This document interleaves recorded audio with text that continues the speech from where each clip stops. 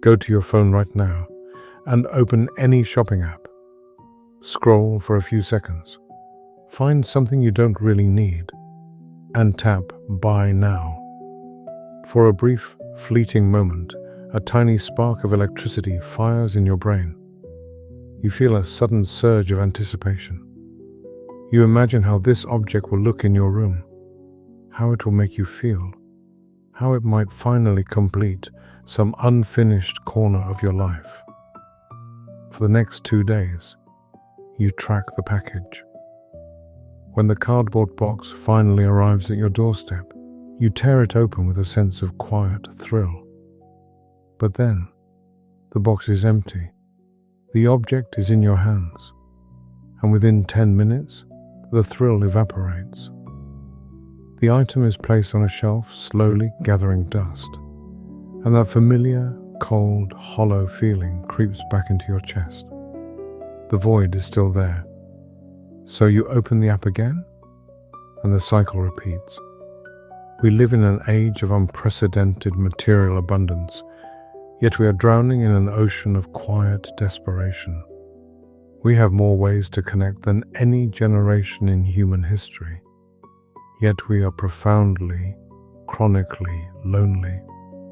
To understand why this is happening, we must turn to a man who saw this crisis coming decades before the invention of the smartphone. He was a psychoanalyst and philosopher who survived the horrors of World War II, watched the rise of modern mass consumerism, and realized that humanity was making a catastrophic mistake. His name was Erich Fromm. In his groundbreaking work, To Have or To Be, Fromm argued that modern society is built on a fundamental misunderstanding of what it means to be alive. He proposed that there are two primary modes of existence, the having mode and the being mode, and our systematic choice of the former is precisely why we feel so empty. To understand the difference, Fromm invites us to look at a simple flower through the eyes of two different poets. The first is the English poet Alfred Lord Tennyson. When Tennyson looks at a flower growing in a stone wall, he writes, "Flower in the crannied wall, I pluck you out of the crannies. I hold you here, root and all, in my hand." Notice what Tennyson does. He sees something beautiful, and his immediate instinct is to possess it. He plucks the flower. He takes it out of its environment. In his desire to have the flower, he kills it. He reduces a living, breathing part of nature to a dead object in his hand. Now, contrast this with a Japanese haiku poet, Basho. When Basho sees a wildflower blooming by a fence, he writes, "When I look carefully, I see the Nazuna blooming by the hedge." Basho does not reach out to grab the flower. He does not pluck it from the earth. He simply stands there, looks carefully, and appreciates its existence. He relates to the flower. He coexists with it. This is the fundamental division of the human soul. The having mode is centered on possession, control, and consumption. It is the belief that I am what I have. The more things, status, credentials, and people I own, control, or consume, the more secure and real I become. The being mode, on the other hand, is centered on presence, activity, and genuine relationship. It is the state of experiencing life directly, of loving, creating, and thinking, without the need to possess the object of our attention. The tragedy of modern life is that we have been systematically conditioned to live almost entirely in the having mode. We have turned everything, including our own lives, into property. Think about how we speak. We no longer just love someone. We have a relationship. We don't just learn a subject, we have a degree. We don't trouble ourselves with an issue. We have a problem. Even our health is something we have, rather than a state of being we experience. We treat our partners like prized possessions that must perform according to our expectations. We treat our friends as social capital to be leveraged. We treat our vacations not as moments of pure presence, but as content to be captured, posted, and owned on social media. But Fromm warns us that the having mode carries a deadly existential trap. If you define your worth by what you have, you are trapped in a state of permanent anxiety, because whatever you have can be lost. Your money can inflate away. Your youth and beauty will fade.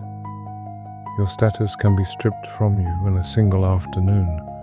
Your possessions can break. When you base your identity on having, you are constantly haunted by a single, terrifying question. If I am what I have, and I lose what I have, who am I? To protect ourselves from this terrifying realization, we consume more. We try to anesthetize our anxiety with retail therapy, endless scrolling, and superficial achievements. But this only deepens our isolation. Consumerism promises us connection, but it actually breeds the deepest form of loneliness. Why? Because the having mode is inherently isolating. If my goal is to accumulate and possess, then every other person is a potential competitor. If I want to have more, someone else must have less. We begin to look at our fellow human beings not as souls to connect with, but as competitors to surpass or objects to use. Imagine sitting at a dinner table with a group of friends. In the having mode, the conversation is a battleground. Everyone is trying to have the smartest opinion, to own the spotlight, to show off their latest achievements. You leave that dinner feeling exhausted, hollow, and fundamentally alone. But imagine that same dinner in the being mode. No one is trying to prove anything. Everyone is fully present, listening deeply, sharing their genuine vulnerabilities, and laughing together. You leave that dinner feeling alive, connected, and deeply nourished. Fromm argued that we cannot cure our loneliness by simply changing our external circumstances. You cannot buy your way out of isolation. The only cure is a radical shift in consciousness, a transition from having to being. So, how do we begin this transition? First, we must reclaim the art of active listening. Most of the time, when we listen to someone, we are actually just waiting for our turn to speak. We are trying to possess the conversation. To listen in the being mode means to surrender your own ego, to quiet your mind, and to fully receive the other person's reality. It is a form of love.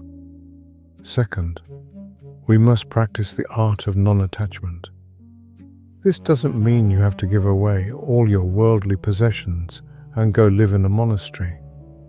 Fromm was not against having things, he was against being had by things. It means enjoying a beautiful meal, a comfortable home, or a nice piece of clothing without letting those things define your worth. Enjoy them, but keep your hands open. Finally, we must cultivate productive activity.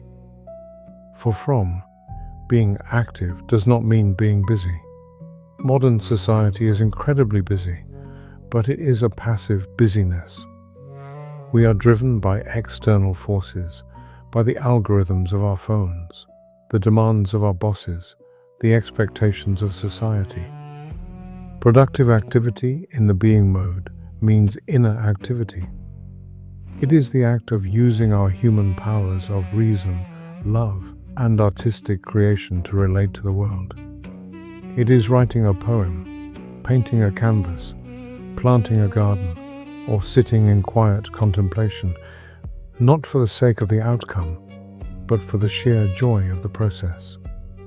Let us close with a thought that Seneca, the Stoic philosopher, once wrote, which beautifully mirrors Fromm's diagnosis. It is not the man who has too little, but the man who craves more, that is poor. The next time you feel that heavy, cold emptiness creeping in, do not reach for your phone. Do not look for something to buy, to consume, or to possess. Instead, sit with the quietness. Step outside and look at a flower without plucking it. Listen to a friend without judging them. Breathe. Remember that you are not a vessel to be filled with dead objects. You are a living soul, meant to experience the infinite depth of the present moment. Stop trying to have a life, and finally dare to be. Until next time, look ever far.